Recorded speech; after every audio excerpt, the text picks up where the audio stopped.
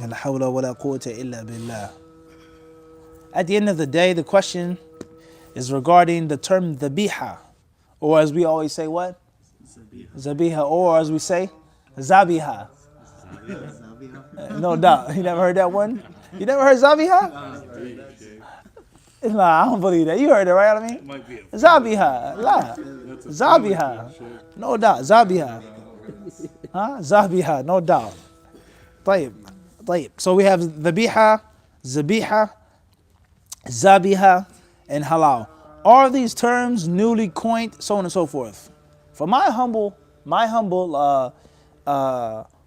studies and research, they are, but they aren't. Yes and no has to be the answer. Because the word dhabiha is mentioned, dhibih, dhubiha, is mentioned in the Quran al-Kareem.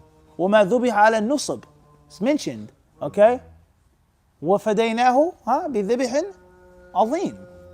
These words are mentioned in the Quran. The concept of al-dhabh being mentioned in the sunnah of the Messenger of Allah sallallahu alaihi wasallam, but there are other words mentioned, al-dhakah, tadhkiyah. Everyone understand this? Okay, but these words are mentioned in the Quran and the Hadith.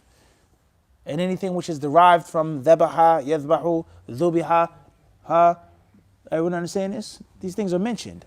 And also, obvious halal and tayyiba, that's mentioned in the Quran in many places. Everyone understand this? Uhilla lakum.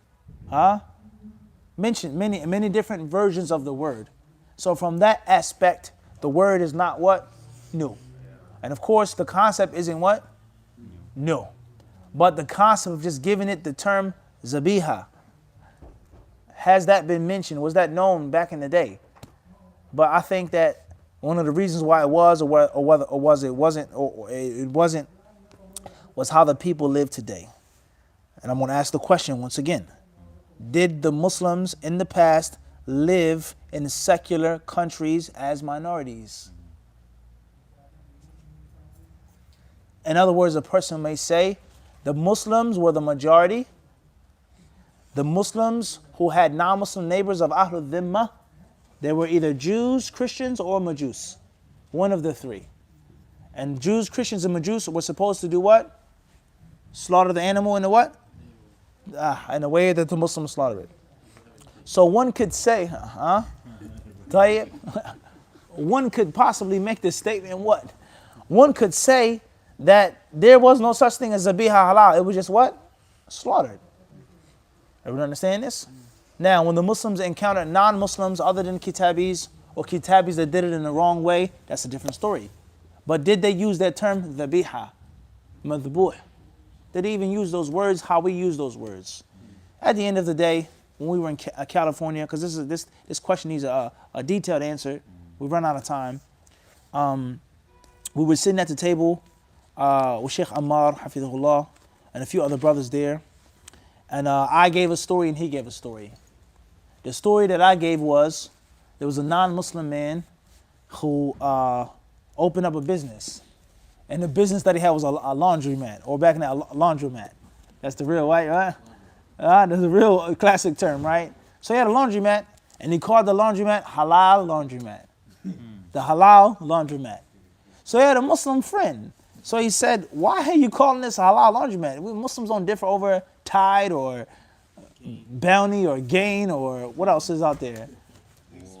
Seventh generation, organic, whatever. He said, what's the problem? He says, I don't know. He says, but I noticed that wherever I go, and whenever I see the word halal and that little Arabic looking sign, people are standing in lines. They come in drones. They're spending all types of money in any place that has what? Halal on it. And that's why I named my laundromat, and that's why my business is what? It's booming. It's bubbling. Huh? We said what? Cream flow like what? 7 seas. The poet said this. Huh? He said that's why I named it Halal Laundromat. It's a problem. Now, Sheikh Ammar, he gave us a story, 2 stories. One, he gave us of a debate that they had. A lot of scholars and researchers from all different countries. I think it was in Kuwait. He said they had, 2-week conference and detailed discussion on meats in the United States. And he said, he's mas'ool, he's responsible for this statement now. Huwa, not me. I'm quoting from him. Hadathani. He said that those scholars and those researchers from all those different Muslim countries, they came out with the conclusion that 75% of the meat in the United States is halal. 75% of it. Whether it's from a Muslim or what? Other than a Muslim. And he says that the panel, all of the different ulama, the whole board, they all agreed on that except for the Hanafi fuqaha. They refused. Is that accurate? Allah, that's what?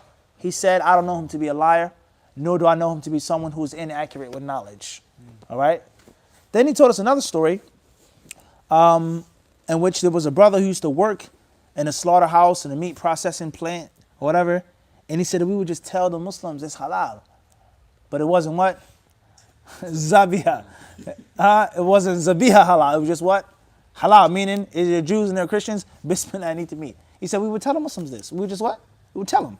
And it will be a lie or an indirect white lie, as they say. So the point is that, is there a difference between Zabiha and halal? The meat is either permissible to eat or what?